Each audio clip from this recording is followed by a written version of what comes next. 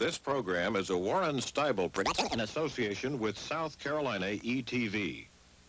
Funding for Firing Line is made possible by a major grant from the John M. Olin Foundation, Incorporated. Additional support is provided by the Annenberg Foundation, the Laurel Foundation, and the Friends of Firing Line.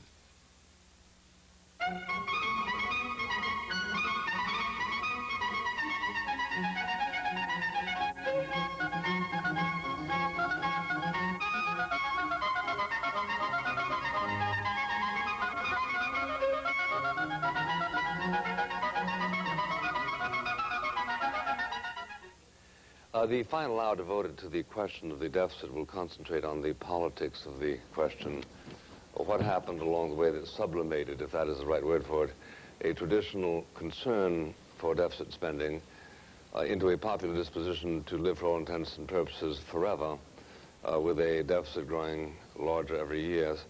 Senator Moynihan has written extensively on almost every subject in 16 books, some of them seminal in importance. Jack Kemp is studiously engaged in listening to people and talking to them. The Ned Reagan saw deficit spending, though it is called other than that in New York State. Jane Bryant Quinn is always in touch with the consumer, to whom she gives advice in her columns and speeches and books. And Diane Cohen does as much for Canadians. So, Mr. Regan, how in New York State will the spending programs of Governor Cuomo affect the vote in 1994, to ask a directly political question? Well, New York State has to constitutionally balance its budget. But of course, it doesn't. And that's the trouble with these artificial requirements. They have means of swapping property between state agencies, of spending today, letting the election occur, and borrowing tomorrow. There are billions of dollars that New York State taxpayers will be giving to Albany, to their state government, for services that were received years ago. So the answer is deficit spending elects politicians. Whatever you might say about it in terms of the arithmetic, in terms of its impact on the economy, or lack of impact on the economy, if a politician can spend more than they tax, then they have distributed more gain than pain, and then they assume the voters will react in kind, and they will get themselves reelected. So the discussion in New York State and many other states are a fine example that if you try and bring it down, if you impose an artificial means like a balanced budget amendment is being discussed in Congress today, politicians will figure out how to get around it, they will create a deficit, and they will get reelected. Well, now, to what extent are politicians accomplices in the hypnosis that allows people to believe that they're actually paying for what they're getting and for what they're voting for? Surely, if all politicians were to take some sort of a vow to speaking the truth about measures that they propose and vote for, it would have some sort of a shock effect, would it not, on their constituency? Or do you think that the hypnosis has gone on for so long that it's impossible to awake them from that trance? Well, you can refer to a distinguished member of the House who, Mr. Penny, who recently announced that he was retiring because he said his colleagues were quote-unquote all liars in that regard. The trouble is that almost, Bill, the reverse is starting to set in. And I don't mean politicians pejoratively at all, public officials got out on the stump and started to rail against Washington about the deficits.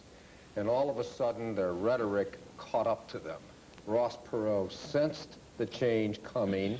He sensed that the stump speeches on the deficit, if you can balance your budget, saying to an audience, I'll make sure the government balances its budget, bringing people to their feet. And all of a sudden, we have now had a very dramatic shift in America. There is a consensus now from in a very rapid change from where the people could open their window and look out. They couldn't see the deficit. You were right. They could only see their representatives being reelected. Ross Perot turned the deficit into a metaphor or a proxy about how people feel about their government. So you've got consensus now for deficit reduction. I believe that the rhetoric has caught up with people, and I think most people in Congress feel trapped by it. I think it's quite remarkable, in fact, that we have had 2 doses of deficit reduction in 3 years in terms of tax increases, spending cuts from President Bush, President Clinton, and people have more or less taken it. I mean, there are a lot of miserable people out there, but they are buying into the short-term pain for long-term gain. Question is, how long will they last? Maybe another couple of years. But I think that we would not have seen that, I think, a few years ago. Is that your sense of it, Senator Moynihan? No. In a sense, I think something else is involved.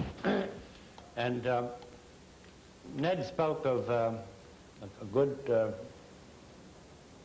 Republican member of the Congress who said that all politicians are liars. Now, we philosophers, sir, you and I, will instantly recognize the conundrum that was set forth by Panopolis the Cretan, who around the 4th century B.C. said all Cretans are liars. But now if that was true, then he's a liar. But if he's lying, then it's not true. And if he's telling the truth, it's not true. And you've got a little problem there.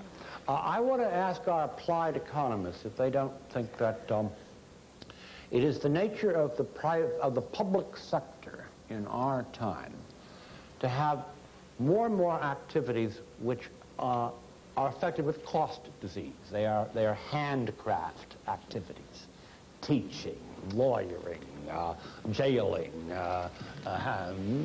being a good nurse, being a good doctor. These activities migrate into the public sector so that the increase in cost relative to other things is implicit and will never go away. And we have to find a way to see that the public sector doesn't become too big. If I may, just before you...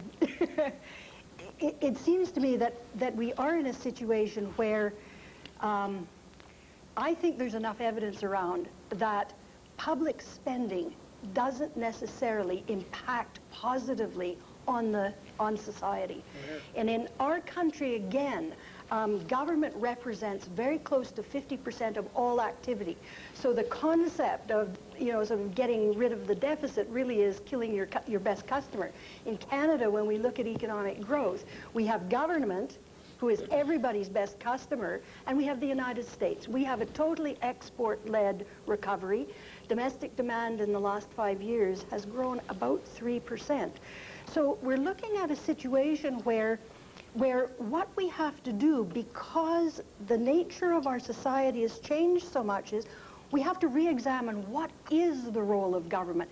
Does government have to deliver service, or could government just facilitate people into finding what they need in the system? Well, I think there is that's an absolutely true statement, and the purpose of government is to create the climate in which economies can grow and people can get education and people can get enough income to purchase those goods and services, either publicly or privately, that are in the interest that they feel or themselves. I favor taxes, but I think they should be relatively low on the factors of production. But I think the point about the deficit needs to be made once again, that it isn't the deficit that caused the recession. It is the recession and the slowdown of the economy that runs up the deficit. It lowers tax revenues, and it raises government expenditures for social welfare services. Now, we have an empirical example in our own hemisphere of what to do about debt and deficits, albeit it's not in Canada and it's not in the United States. Mexico. Mexico was a basket case in the 1970s. They elected Carlos Salinas de Gortari. He put in a finance minister by the name of Pedro Aspe. They brought down debt and deficits. They linked the peso to the dollar. They cut their tax rates. They privatized just about everything but Pemex. And they, get ready for this, they eliminated the tax on anybody that purchased stock in the Mexican Bolsa, and the stock market's gone up 2,000% They're financing long-term investment through equity, not through debt alone, and their deficit and debt service costs have gone way down by reducing the regulatory, tax, and spending burden on the private sector. Now, this is the Asian Pacific Rim. If you look at the basket cases of the world, they're in Eastern Europe, Central Europe, and even Western Europe to a certain degree. And I think there's a case to be made, Ned, that rather than focusing solely on debt and deficits, we should be also focusing, beyond just holding down spending, on getting the economy growing, getting people back to work. The unemployment rate in Chicago's Cabrini Green public housing community is 90%.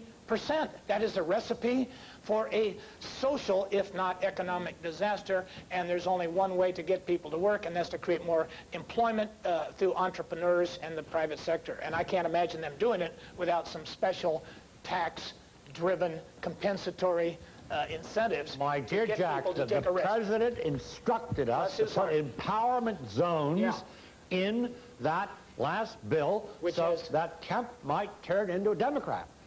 I mean, that was we had our orders. Some incentive in we had our orders, and he raises capital gain taxes and tax rates. We should start by repealing his tax increase. But does the politics of the deficit prevent, Pat, this kind of discussion that we're having here today from being discussed in Congress?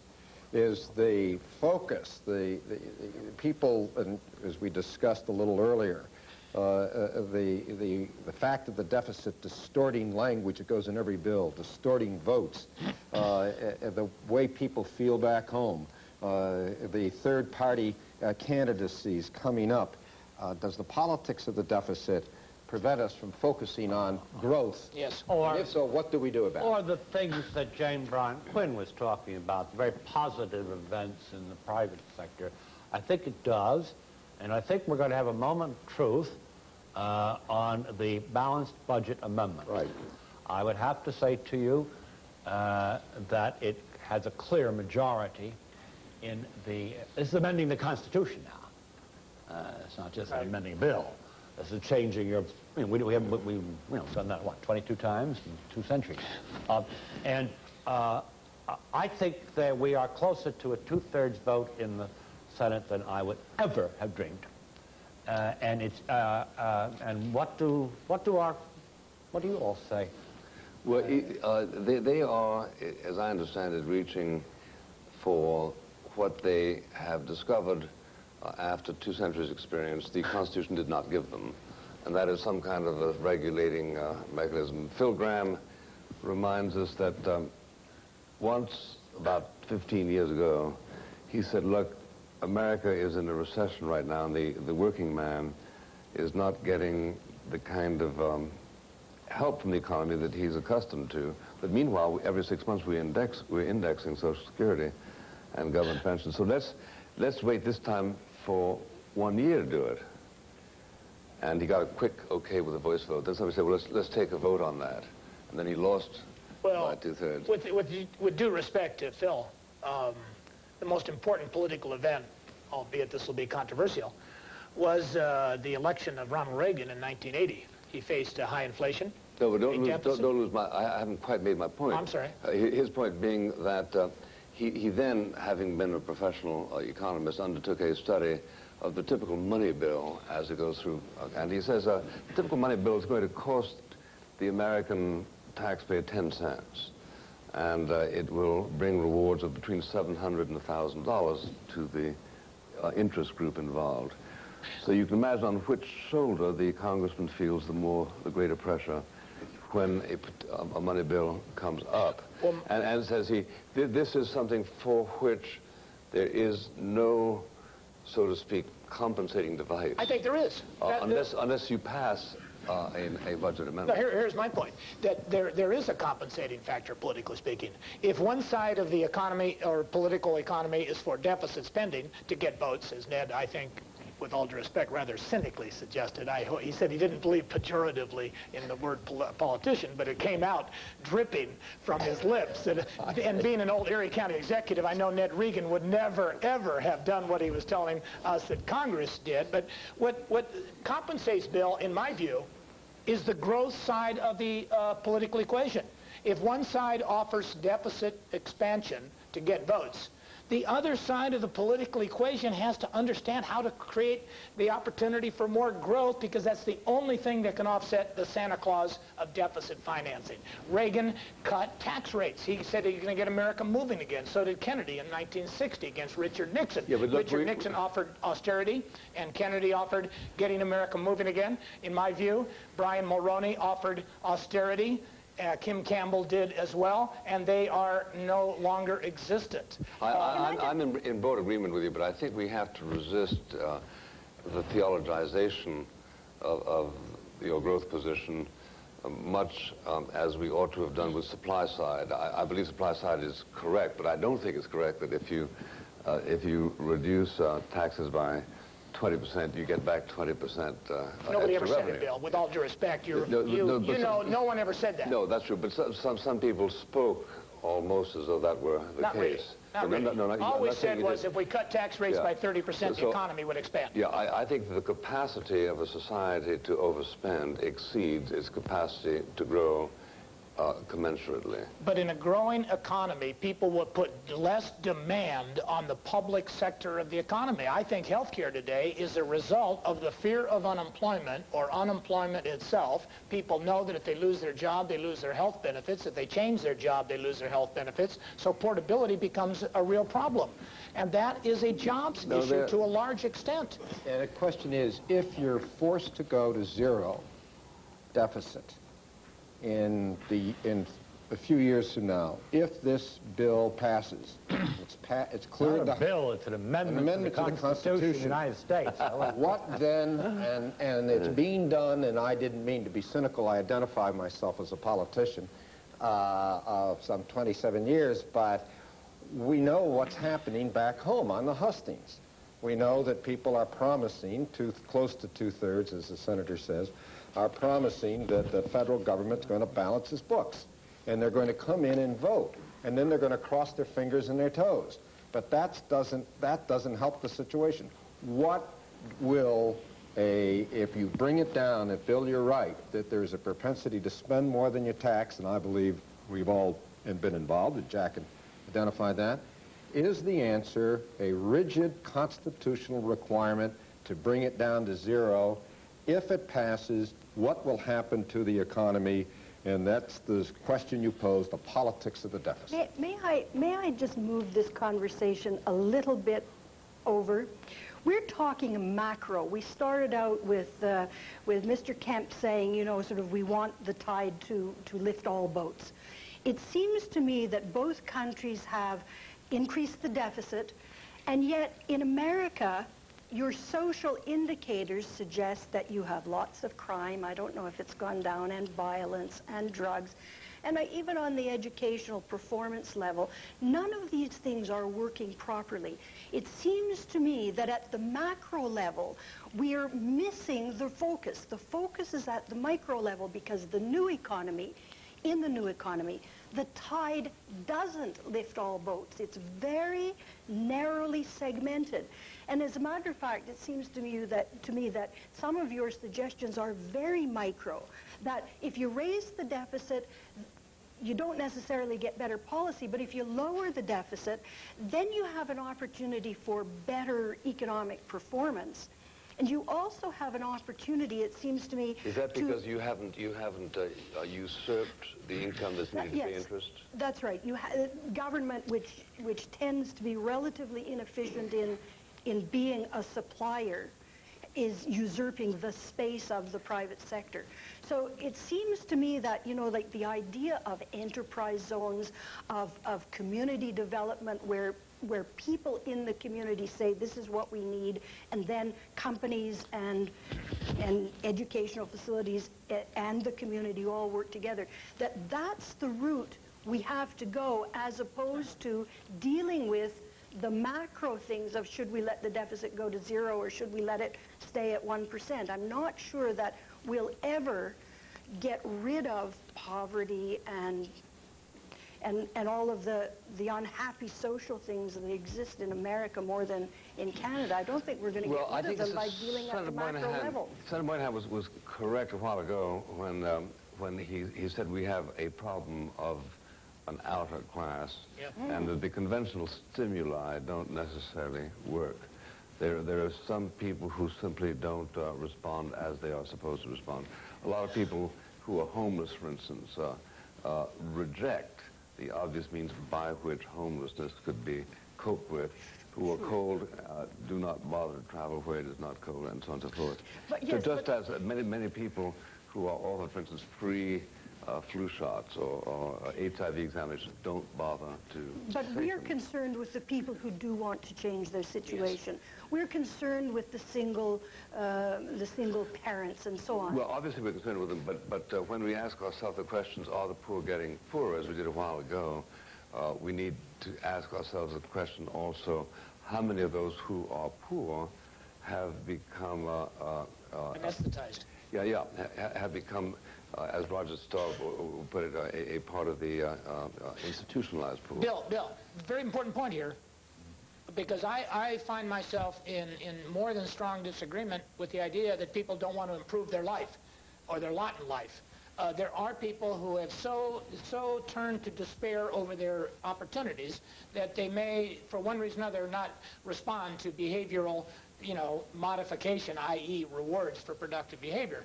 But the other night in Chicago in a driving rainstorm, there were 10,000 low-income people standing in the rain for 2 days looking for a few jobs at Hyatt Regency's new construction project in Chicago. Buffalo, the same thing.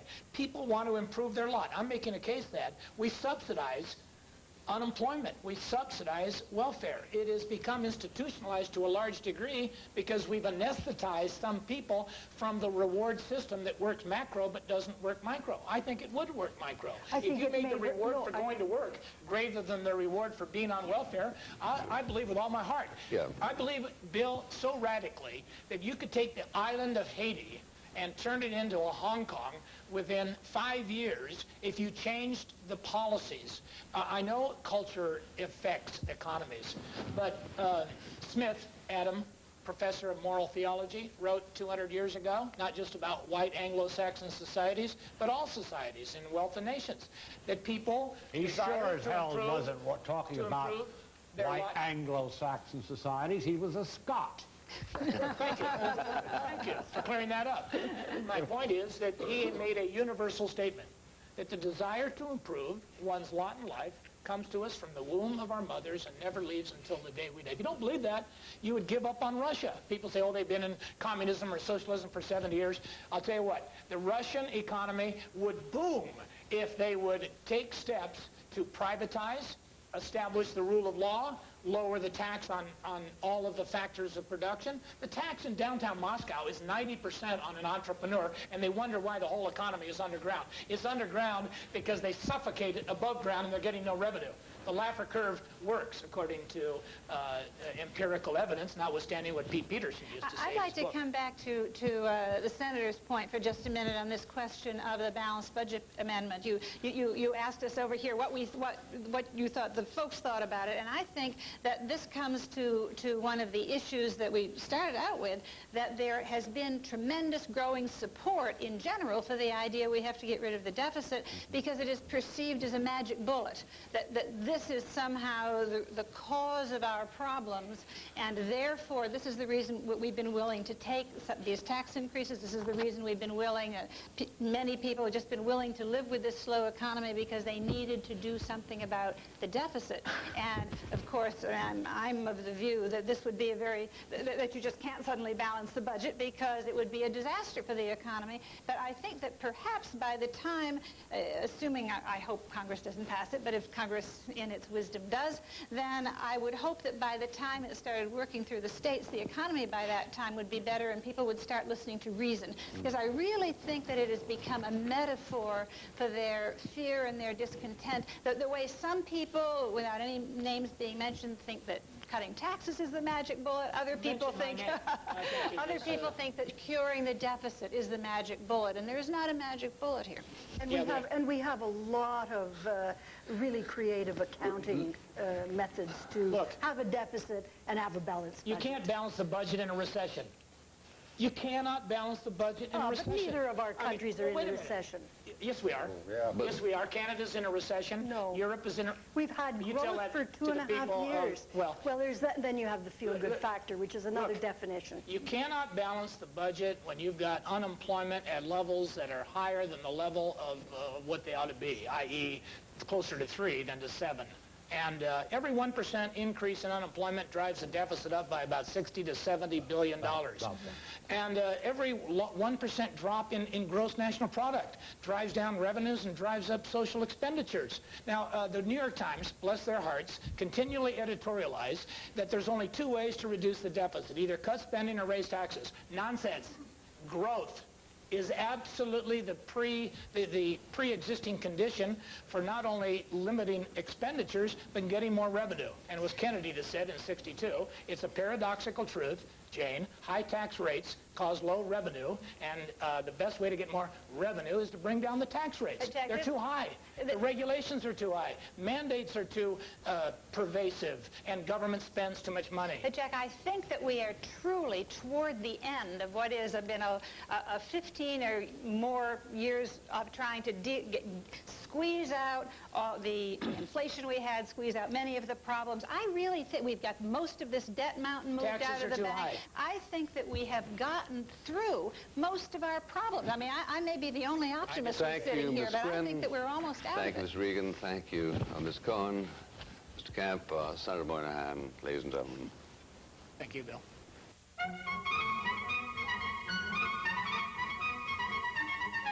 Next week on Firing Line, Watergate conspirator Charles Colson, founder of Prison Fellowship, talks with William F. Buckley Jr. about who should serve time in prison and who should be on work release programs, and disagrees with his host about legalizing drugs.